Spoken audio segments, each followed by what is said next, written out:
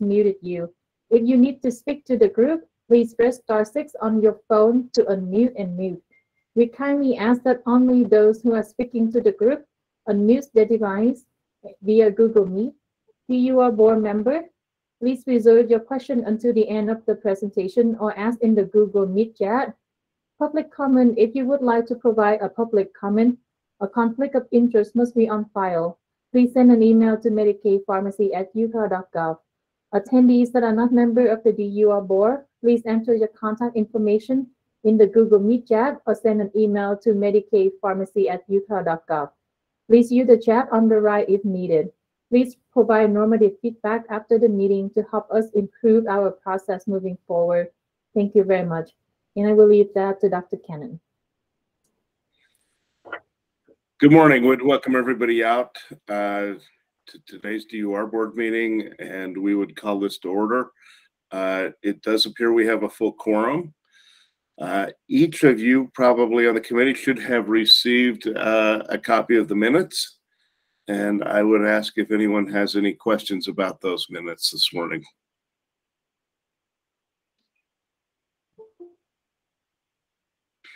Kumar? Was that a motion to approve? We have a motion to approve. Is there a second?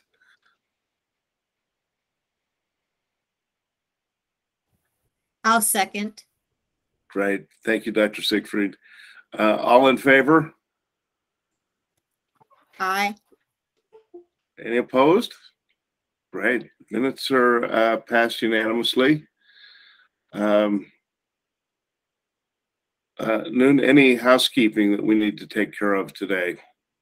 There's only one housekeeping item. I would like to inform the board that Dr. Gagaro has resigned from her position at the DUR board due to personal reason. We appreciate all her expertise and contribution to the board, and right now we are looking to fill her position at the DUR board. Great, thank you. We will miss having her on the board, so we appreciate her service and attendance at our previous meetings. So with that, we will turn it over to the University of Utah for today's topic. Good morning. Let me pull those slides up for you here. Okay, let's see. All right. All right, so today we will be reviewing tirzepatide. The slide set summarizes the information provided in our DUR report. So tirzepatide is a first-in-class GIP and GLP-1 receptor agonist. It is approved for glycemic management in adults with type 2 diabetes. As an incretin mimetic, tirzepatide increases insulin sensitivity, stimulates insulin secretion in a glucose-dependent manner, reduces fasting and postprandial glucose levels, decreases glucagon secretion, and decreases appetite. These actions allow patients to achieve improved glycemic control and reduced body weight. Tirzepatide has not been studied in pediatric patients or for those with type 1 diabetes.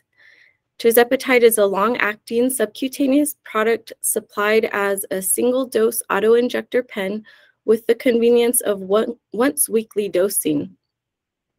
Since tirzepatide is new to the market, it is not explicitly named in clinical guidelines, but we can infer from standard of care treatment algorithms where it would fit in or where other agents should be considered prior to tirzepatide. As you are aware, metformin and lifestyle modification are generally part of initial and ongoing therapy for type 2 diabetes. Additionally, for those with type 2 diabetes and cardiovascular comorbidity or at high risk of cardiovascular events, initial treatment should include an agent with primary evidence of cardiovascular risk reduction, regardless of the patient's A1C level. Tirzepatide does not yet have primary evidence from a cardiovascular outcomes trial, nor an FDA indication for cardiovascular event risk reduction. So other agents that I'll describe further on the next slide should be considered when cardiovascular comorbidities are present. In general, if more intensive therapy is needed, additive agents are chosen according to patient-specific needs. Tirzepatide is among agents considered highly effective for glycemic control. The ADA guideline highlights that GLP-1 receptor agonists, insulin, or combination regimens are high efficacy approaches for glycemic management. GLP-1 receptor agonists, including tirzepatide, are also useful if the patient requires an agent with a low risk of hypoglycemia or an agent that promotes weight loss.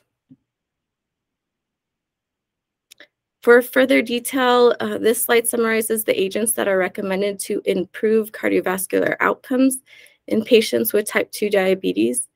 The preferred agents vary according to comorbidity. For comorbid ASCVD or non-albuminuric CKD, one of these specific GLP-1 RAs or SGLT2 inhibitors in green should be selected. For comorbid heart failure or CKD with albuminuria, an SGLT2 inhibitor with proven benefits for such comorbidity is preferred. However, if an SGLT2 inhibitor cannot be used due to a contraindication, then a GLP-1 RA with proven MACE benefits is secondarily preferred. As previously mentioned, GLP-1 RAs, including tirzepatide, are good options among a few other drug classes for minimization of hypoglycemia risk, promotion of weight loss or minimization of weight gain, and are among high efficacy approaches for glycemic management. Additionally, the ADA recommends treatment with a GLP-1 RA before starting insulin for most patients due to their lower risk of hypoglycemia and promotion of weight loss.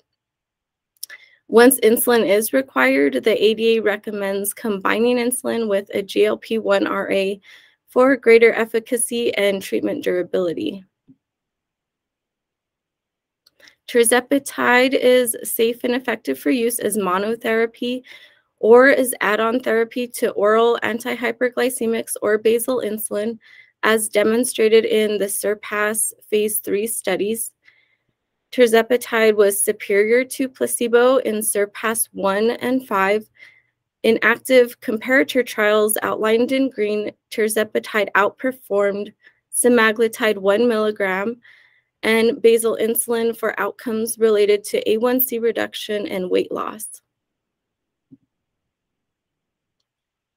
Regarding the change in A1C from baseline, compared to semaglutide 1 milligram per week, an additional 0.2 to 0.5% A1C reduction resulted from tirzepatide treatment at the primary endpoint as shown in the table.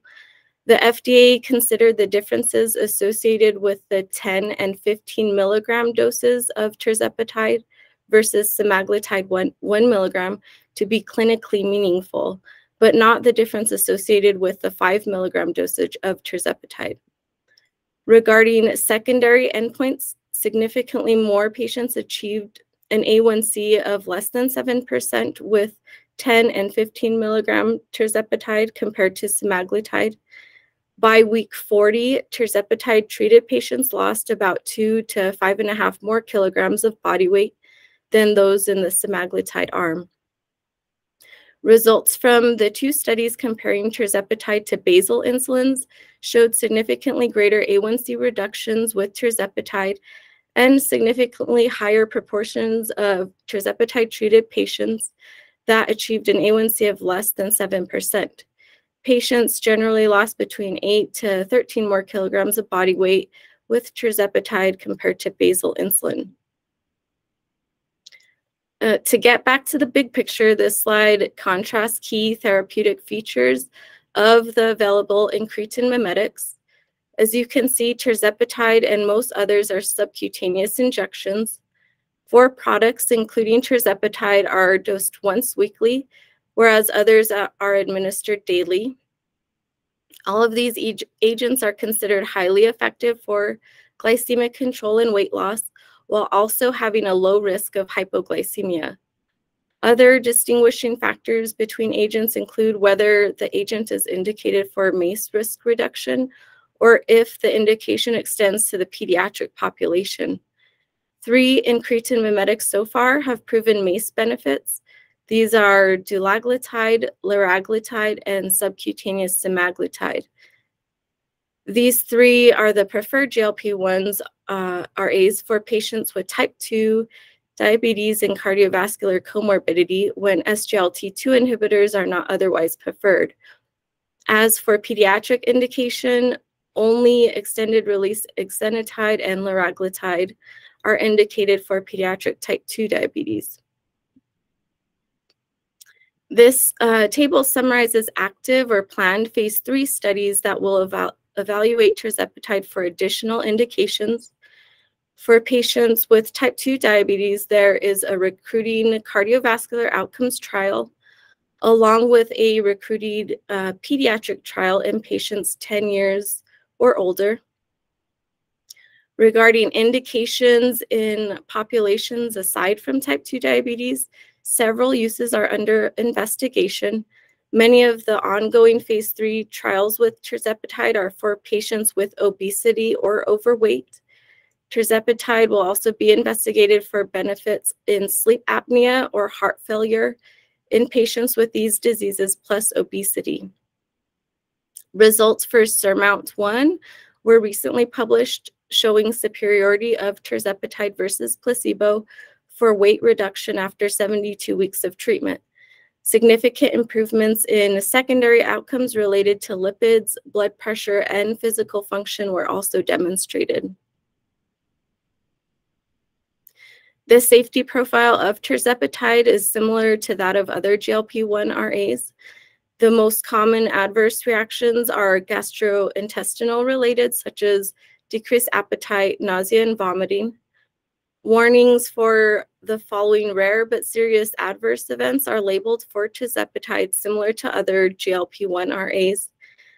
These are the potential for pancreatitis, acute gallbladder events, and hypersensitivity reactions. There are also warnings regarding severe gastrointestinal reactions because vomiting and diarrhea can precipitate dehydration and acute kidney injury. The FDA included a warning for the risk of acute kidney injury for tirzepatide since there have been post-marketing cases of this adverse event with the use of other GLP-1 RAs. So pages 24 and 25 of the DUR report include discussion points for the development of prior authorization criteria. Through July of this year, there were no Medicaid fee-for-service pharmacy or medical claims for tirzepatide. Tirzepatide is of non-preferred status on the Utah Medicaid PDL, so a Medicaid coverage exemption prior authorization form must be submitted and authorized in order to receive this medication. This form requires either a previous trial and failure of a preferred medication in the same drug class, that the prescription is for continuation of therapy, or that the provider can demonstrate another appropriate clinical rationale. The DUR board may consider whether this general exemption form is sufficient or whether a drug-specific PA form for tirzepatide is desired. If a drug-specific criteria form is desired, you may consider the following. Requirement to meet the tirzepatide FDA labeled indication for adults with type 2 diabetes. Step therapy to ensure agents are selected according to clinical guideline recommendations for patients with type 2 diabetes and ASCVD, heart failure, or CKD. For those with these cardiovascular comorbidities, SGLT2 inhibitors or GLP-1 RAs with proven benefits for cardiovascular risk reduction, heart failure benefits, or CKD benefits are preferred by guidelines. Completion of an ongoing cardiovascular outcomes trial is needed to establish tirzepatide for MACE risk reduction in type 2 diabetes. For those without cardiovascular comorbidities, consider requiring documentation of treatment failure, contraindication, or intolerance to a PDL-preferred GLP-1RA, while tirzepatide is non-preferred on the PDL. And lastly, you may consider an initial prior authorization as sufficient without requirements of reauthorizations in order to limit disruptions in therapy for this chronic disease and lessen the administrative burden of reauthorization for the provider. That's all I have today. Please let me know if you have any questions. Great. Do we have any questions from the committee today? You guys are a silent bunch. Kumar's got a question. Hey, Kumar, you need to unmute yourself.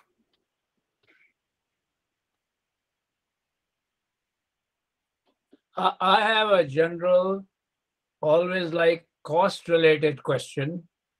Because I'm diabetic, I don't take insulin. However, if it becomes necessary, see the new drugs that are coming up, the co-payment is extremely high. And then, you know, I have to look for good RX or one of those kind of things. So can you give me some idea, or you're not allowed to? Thank you for the question, Kumar, but usually we would try not to discuss the cost at the DUR board meeting, because the cost to the Medicaid is sometimes different from what you would expect it from the private insurance or the commercial third party. Okay, I'll have to accept that. Thank you. You're welcome. Hey, this is Kyle. I thought I caught in the beginning that you said this is a novel mechanism of action. Was I right on that? I just wondered what the differences were, if I heard that right. Yeah, it's a dual incretin mimetic. So it has the GLP-1 RA and the GIP RA as well. So they kind of work conjunctively with each other. Okay. Thank you for that.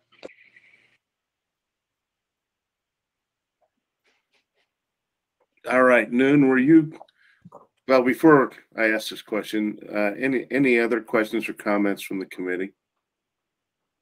Great. Noon, were you going to review utilization? Before that, we do have a public comment from Eli Lilly. I apologize. Michael Shepard, are you on? I am. Can you hear me? You are. And I think you have 3 minutes, and Brian Larson is always amazing to time these. So, well, I think Valerie did such a wonderful job. I'm not going to need 3 minutes. So the only thing that I would add, and I'm sorry, Valerie, if you said this and I missed it, is that we also have an indirect comparison to 2 milligrams semaglutide. There are no head-to-head studies between tirzepatide and semaglutide 2 milligrams, but in this indirect comparison, because the studies were so similar, we were able to look and see how those two compared. And 10 and 15 milligrams of tirzepatide was statistically and clinically better at A1C reduction and weight reduction than the 2 milligram.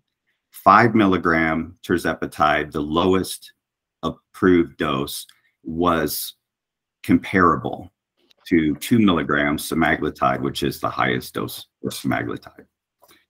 I would also add just a few comments to the CVOT that is expected in 2024. And that is that it will have a comparison to Trulicity. Trulicity is going to be a comparator arm in that. So that's going to be unique to the CVOTs that are out there. And as you know, Trulicity has a CVOT indication today. Otherwise, I'm willing to take any questions. And if not, I give my time back. Thank you, Michael. And any questions from the group for Michael? All right, not hearing any. Michael, I would ask for some clarification. You said that you were statistically superior, yet you're doing a comparison of two different trials. You can't make that statement, can you? I can send you the publication. They do make that statement because they were able to do indirect matching of the populations. So it is not a head-to-head, but it isn't indirect comparison. And I'd be happy to send that to Noon if you would like that information. I am good. I'll go back home to my staff and they've probably already got a copy of it. So thank you. Thank you. Can I also ask a question about that? It's a network meta-analysis, right? So those effects, are those mainly seen when you're combining those agents with metformin, right? And we don't necessarily know if those effects will be shown when you're combining those agents with multiple therapies, right? It was only shown with metformin, right? I believe metformin was in those studies. That was the add-on, yes. Or okay. They were added on to metformin, let me put it that way. Because metformin's put on first.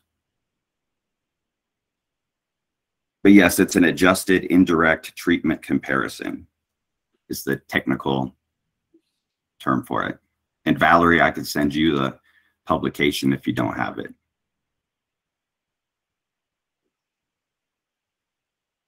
Great. Okay. Thank you, Michael. We appreciate you taking a few minutes. Thank you. We appreciate you being timely also. All right, Noon. We'll turn this over to you for utilization. Thank you. So for the utilization, this is pulled from May 14 of 2022 until the most recent was yesterday, September 7 of 2022. We have a total of 6 PA that were requested for Mounjaro. But because they don't have enough information or meet the criteria, so one of them was denied, and we end up having 0 claim of Mounjaro since May until now.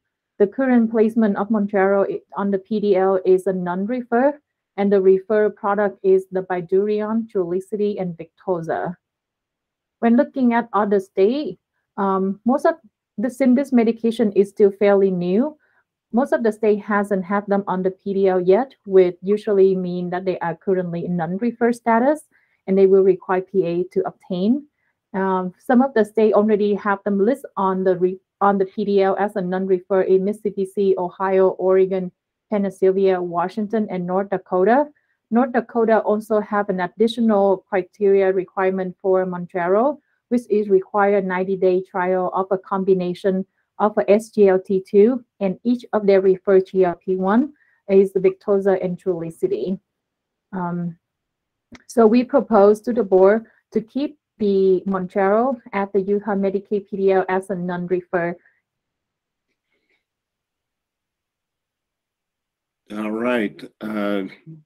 Questions or comments for Noon from the committee in terms of what she has presented? Or her recommendation, or that thereof of the state.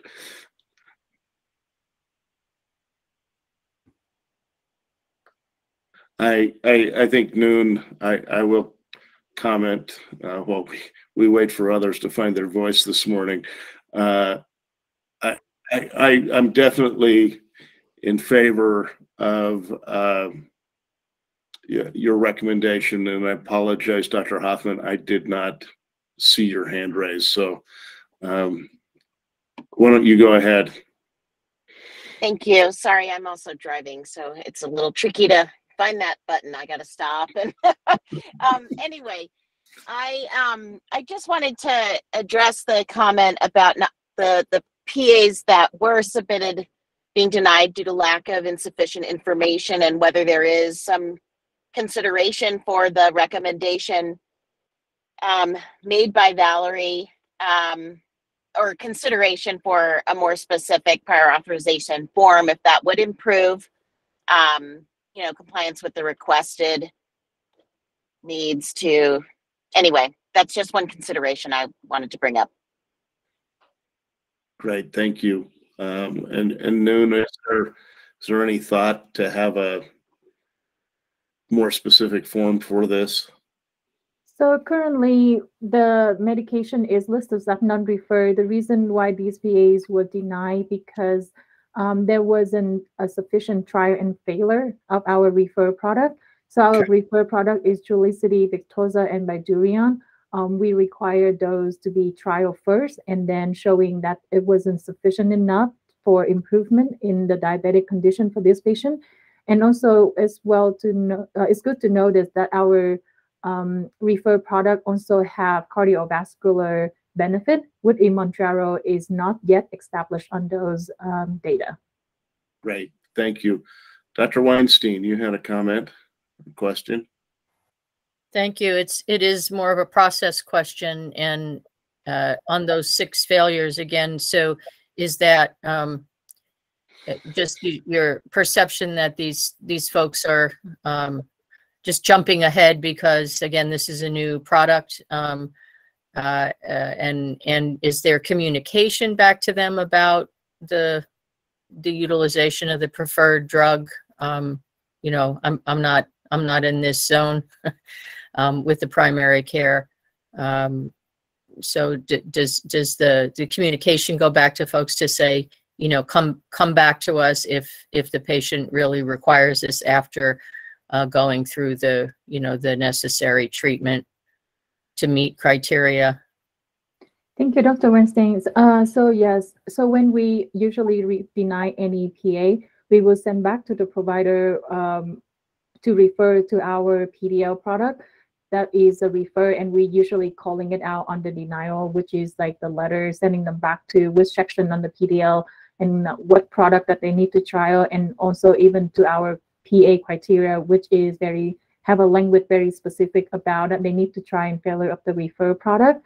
And we also has the continuation of care, which is if somebody who already been on Mounjaro before coming to use Medicaid for at least 60 days in the last 90 days, and if they any claim any chart note or documentation supported they use, we will continue the medication without making them try the other's product first.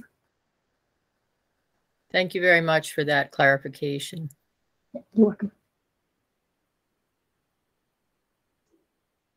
All right, any other thoughts, discussion points?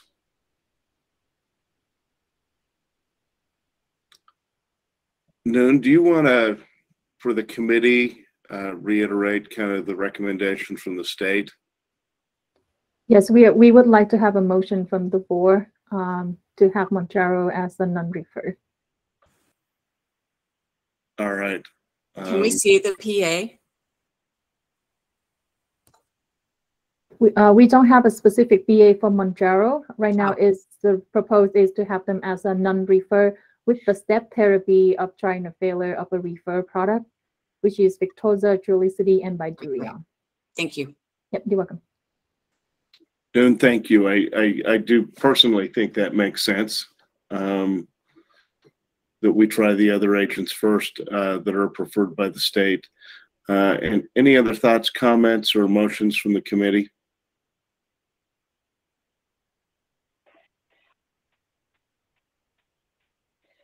Do we have a motion on the recommendation from the state? I'll move to approve the recommendation from the state to make Mounjaro non-preferred. Second. Thank you, Dr. Hoffman. Thank you, Dr. Turner. We appreciate that. We have a motion to approve and a second. All those in favor? Aye. Aye. Aye. Any opposed? All right, the motion carries unanimously. Now I've lost my agenda, guys. All right, CGRPs. Louis, we will turn this over to you. All right, thank you, Eric. I'm going to, present here.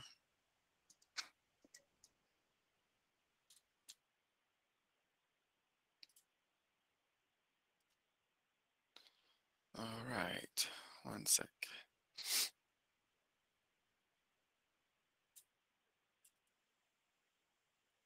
So first, this is for information only. For the board, we wanted to make you aware that we have updated a couple of PA forms. The first I will be presenting is the Botox PA form, and I want to emphasize that there's been an update made to specifically to the indication for chronic migraine prophylaxis. As you can see here, we've included the CGRP trial and failure with that bullet underneath saying trial and failure of one agent from 2 of the 4 following drug classes, right? So CGRP, beta blockers, anti-epileptic, and also for the under TCAs, we also included venlafaxine as one of the more commonly tried SNRIs for chronic migraine prophylaxis. And then the main change here was with this last bullet. Additionally, for concurrent therapy with CGRP antagonist, the patient is still experiencing more than or equal to 15 migraine days per month while taking a CGRP antagonist for chronic migraine prophylaxis. And so that would be concurrent use with CGRP and Botox. So we wanted to make you guys aware of that change. And now I will share the other, let's see here.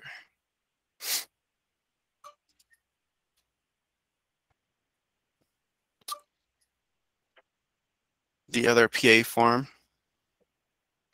Yes, Dr. Weinstein? Oh, thank you. That was just a quick question on that Botox. 2 of the 4 failures you have venlafaxine. Was there not a consideration to make that SNRI to include duloxetine, or is that not included there? Where we have TCAs and venlafaxine. Right. And so it is, duloxetine is not guideline recommended. Okay. And so venlafaxine is, as Stephanie just pointed out. So yeah, that's the reason why we only included venlafaxine in that criteria. But thank you for the question. All right, so let's move on to the next PA form, which is the CGRP antagonist form. And on this form, we made a couple of updates. Again, we have the intractable migraine prophylaxis criteria. So trial and failure of one agent from 3 of the 4 following drug classes. And they're listed there, as you can see in that box. And then for the oral migraine abortive treatment, so we have trial and failure of 2 triptans. That hasn't changed. And then down here, a non-preferred CGRP product. Trial and failure of preferred CGRP within same Utah Medicaid PDL class, or prescriber must demonstrate medical necessity for the non-preferred product. And let's see. And also we updated the quantity limits on the Ubrelvy for abortive treatment, max of 16 tablets per 30 days. For Nurtec, it's max of 8 tablets per 30 days for abortive treatment. And then 16 tablets per 30 days for prophylactic treatment, because it is used every other day for prophylaxis for Nurtec.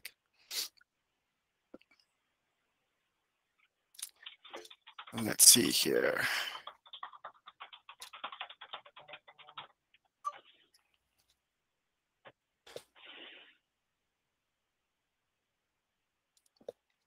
And are there any questions on this PA form? Yeah, Louis, Dr. Turner's raised her hand. Oh, go ahead, Dr. Turner. I was just wondering where it says injectable migraine prophylaxis there, Oh, yes. is that supposed to be intractable? Right there at the top. All right. Let's see here. So, good point, because we do have migraine prophylaxis products that are also They're oral, oral. Right, and IV. right. So, thank you for catching that.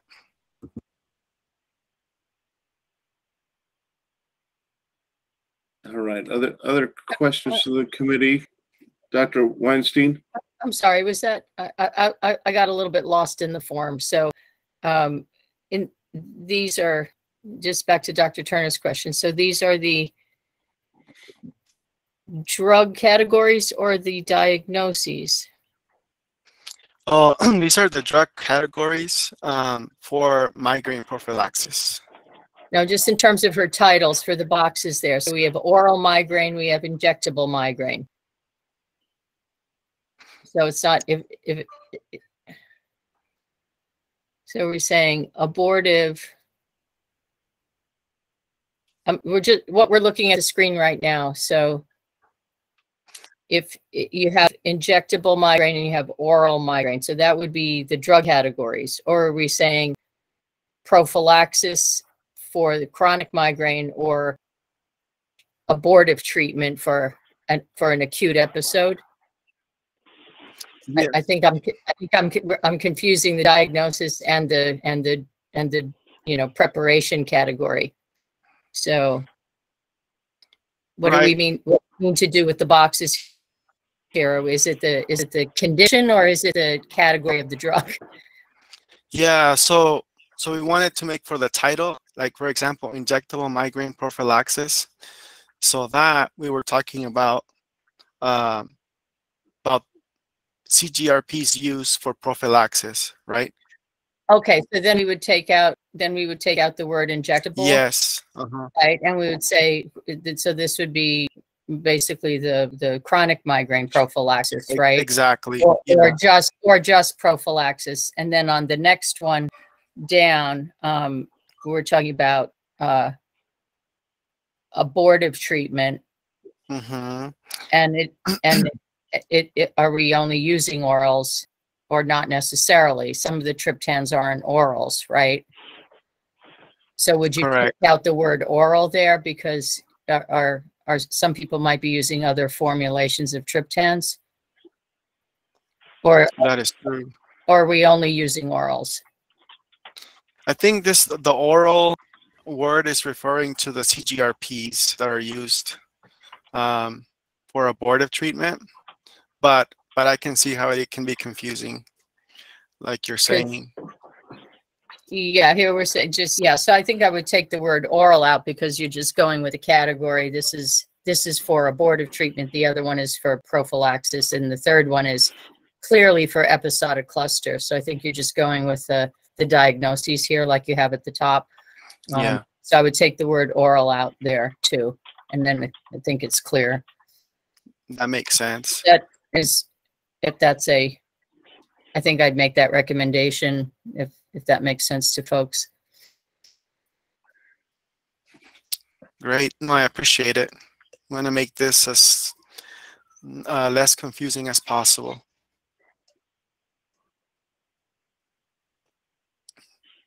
Dr. Siegfried? I wanted to follow up on Dr. Weinstein's comment about the use of, combining in the category tricyclic antidepressants and venlafaxine. Would you consider use of clomipramine or protriptyline or trimipramine, none of which are classically used for migraine as medications that you would consider to satisfy this PA criteria? It's just a question I throw out. Or would you want to maybe specify the tricyclic antidepressants that are most commonly used as treatment for prophylaxis against migraine, such as maybe amitriptyline, nortriptyline, etc. It's just a comment I'd like to hear from the other board members on. Thank you.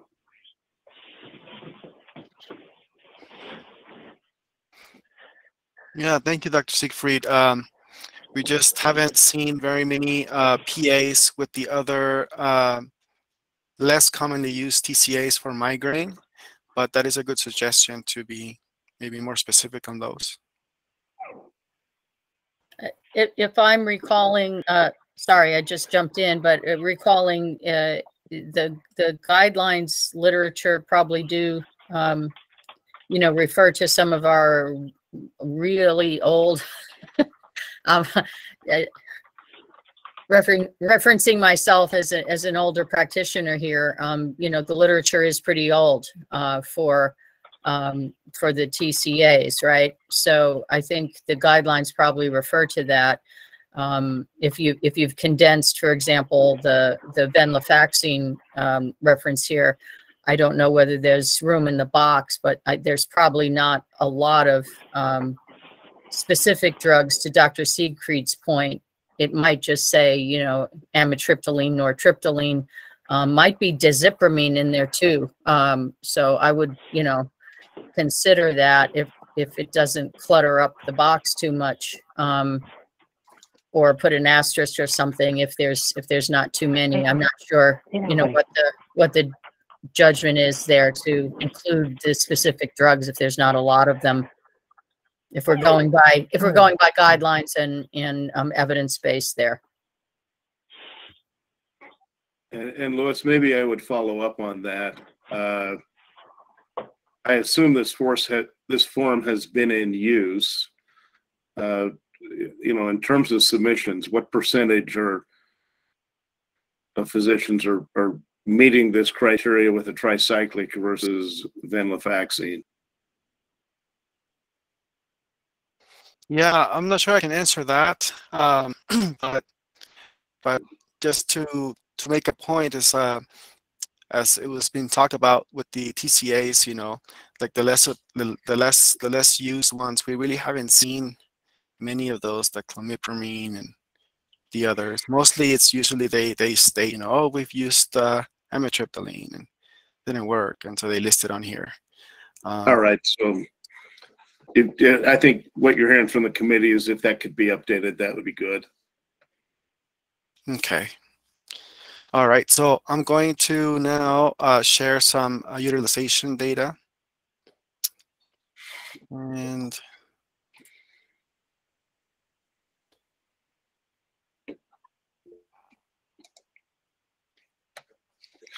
so here we looked at CGRP antagonist for abortive treatment is the first little table there from August 31st of last year to September of this year.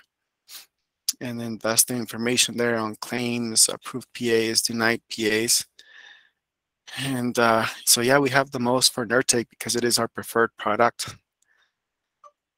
And then in terms of the prophylactic treatment for CGRP antagonist, we have Joby, the preferred, and then there's also the Vyepti, which is IV, and I didn't have any claim information on that because I couldn't order it in time for the meeting. But I don't think we have very many claims on that. Qulipta, that's the oral prophylactic treatment, and there's a few claims on that too. And then down for the Botox utilization, I just wanted to point out that this data is not exclusive to migraine prophylaxis. I didn't look at each PA if it was for that exclusively or not. Just FYI. Any questions? I don't think we have any questions. I assume that, well, I take that back. Dr. Weinstein, did you have a comment?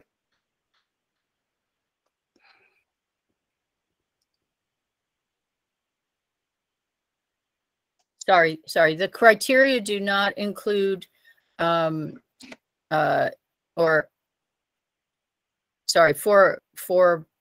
Botox or these migraine therapies. Patients have to be tapered from opioid therapy. Is that correct? Yes, I do believe that's not in the criteria.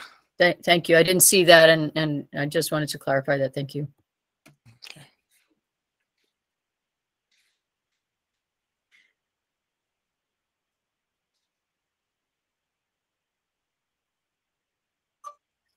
All right. Before we maybe have additional discussion on the forum, should we move to public comment?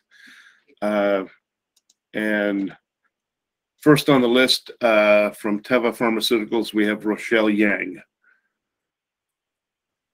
Yep, I'm on. Thank Can you you. hear me? We can hear you. Perfect. All right. Well, good morning, everyone. My name is Rochelle Yang, and I'm part of the Field Medical Affairs team at Teva. And just wanted to provide you some quick updates on Ajovy. I promise I won't take the full 3 minutes. As a reminder, Ajovy is a self-injectable subcutaneous CGRP inhibitor that's indicated for the prevention of migraine in adults. And it is the only self-injectable CGRP inhibitor that's available in both monthly and quarterly dosing. And it was evaluated in the phase 3 trials, HALO and FOCUS. Wanted to highlight 2 recently published real-world evidence studies earlier this year.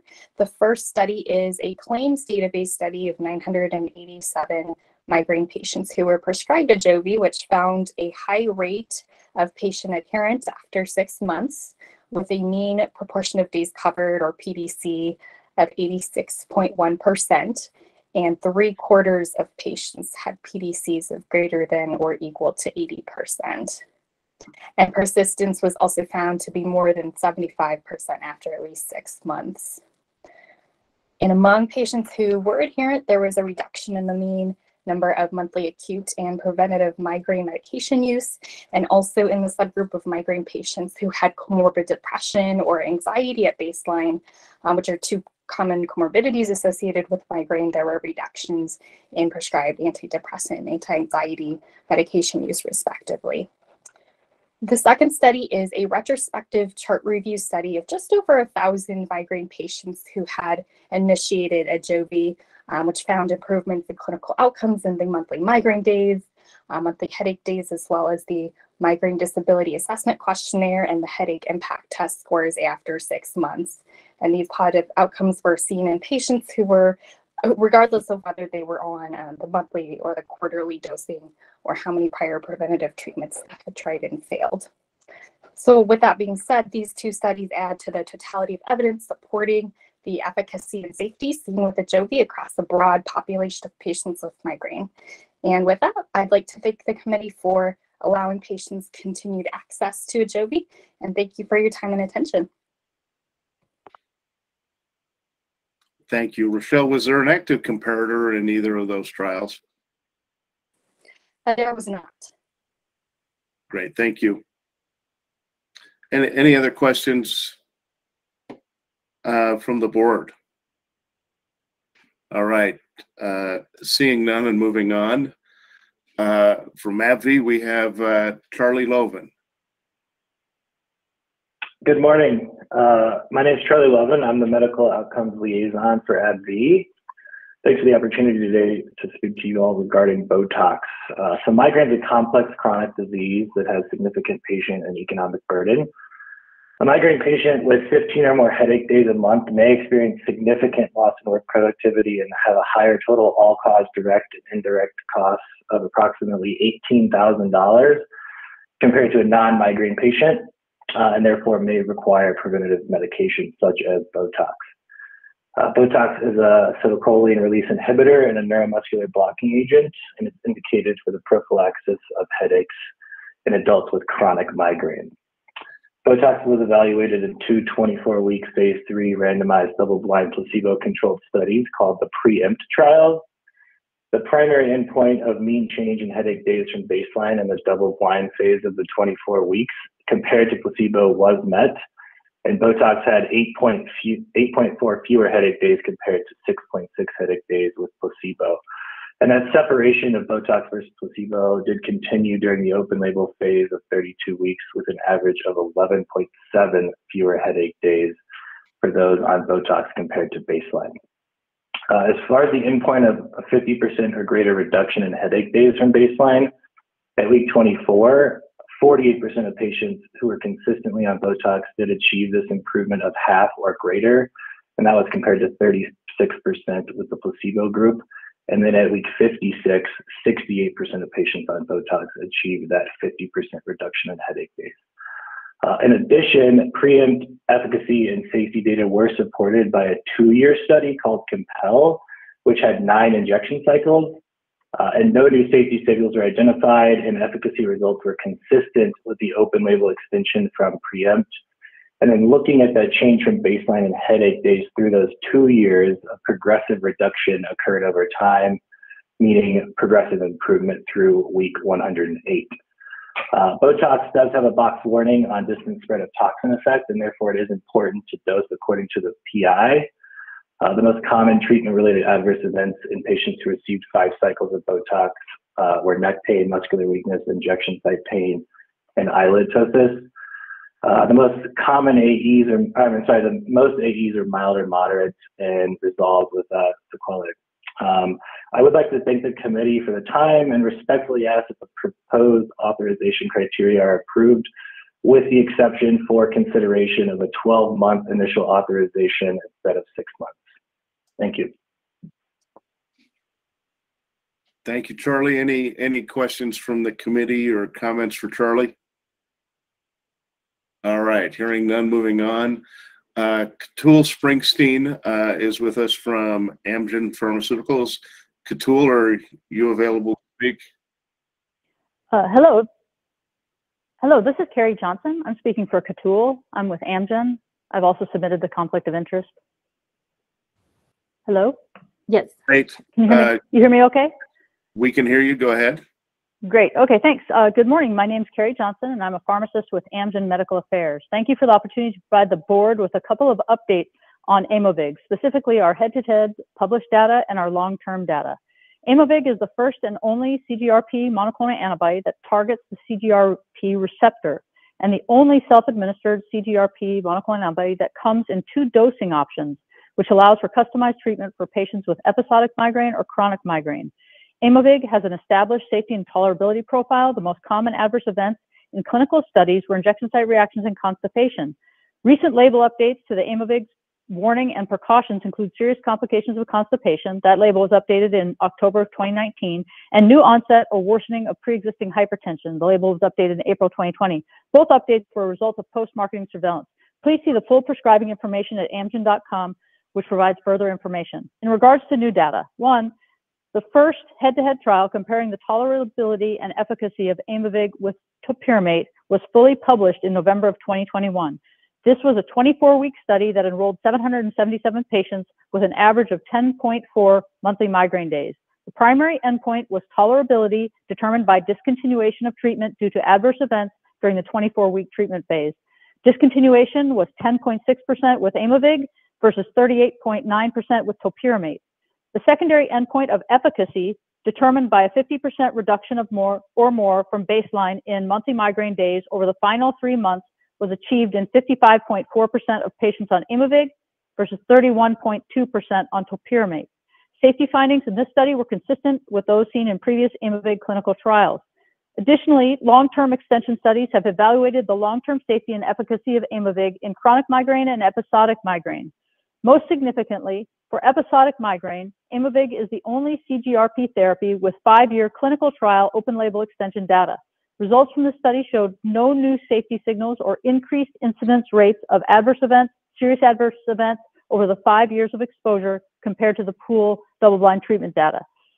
71% of the 214 trial participants that completed the study, those completers, had a 50% or more reduction in their baseline monthly migraine days. The mean reduction in monthly migraine days was 5.3 days in a population that averaged 8.7 migraine days per month at baseline. Acute Migraine-specific medication days were reduced by 4 days per month. Clinically relevant improvement in patient-reported outcomes were sustained throughout the trial as well. In conclusion, migraine pathophysiology is multifactorial, complex, and heterogeneous. No two patients' migraine experiences or response to treatment is the same. Aimovig has a unique mechanism of action, has published head-to-head data, and 5-year long-term data. Aimovig has also demonstrated a high level of uptake and satisfaction by patients and providers. Please consider this information. Thank you. That's time. Thanks. Thank you. Thank you. Any questions for Carrie from the group? All right, hearing none, we have proposed some changes to the form to Lewis. Is the committee comfortable making a motion on the form today, or would you like to see the updated form next month when we get back together?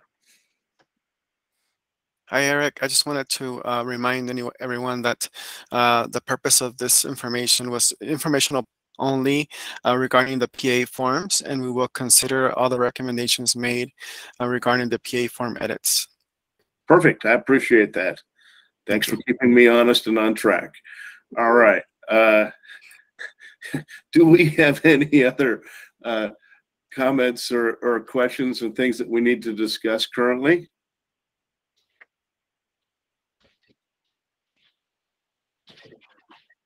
All right. Hearing none, that means we just got done early.